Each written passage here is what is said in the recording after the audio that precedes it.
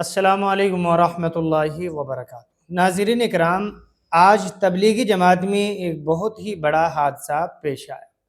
بتایا جا رہا ہے کہ مستورات کی ایک جماعت جس میں 6 مرد احباب تھے اور 6 مستورات تھی، اللہ کے راستے میں نکلے ہوئے تھے۔ یہ لوگ جس گاڑی میں بیٹھے سفر کر رہے تھے، اس گاڑی کا بریک اچانک فیل ہو چکا، جس کی وجہ سے یہ گاڑی حادثے کا شکار ہو گئی، جس میں 2 لوگوں کا وقت پر ہی انتقال ہو گیا، شہید ہو گئے۔ انا للہ و انا الیہ راجعون۔ بتایا جا رہا ہے کہ اس کا تعلق پڑوسی ملک جو ہے پشاور سے تھا۔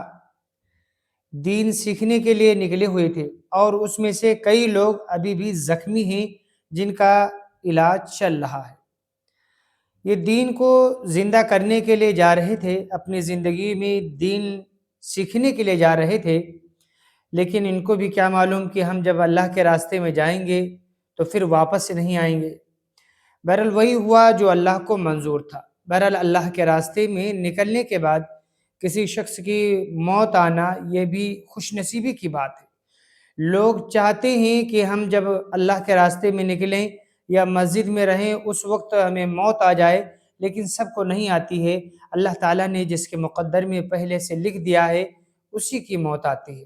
بہرحال مرنا سبھی کو ہے، مرنے سے پہلے موت کی تیاری کر لینا یہ سب سے عقل مند انسان سمجھا جاتا ہے۔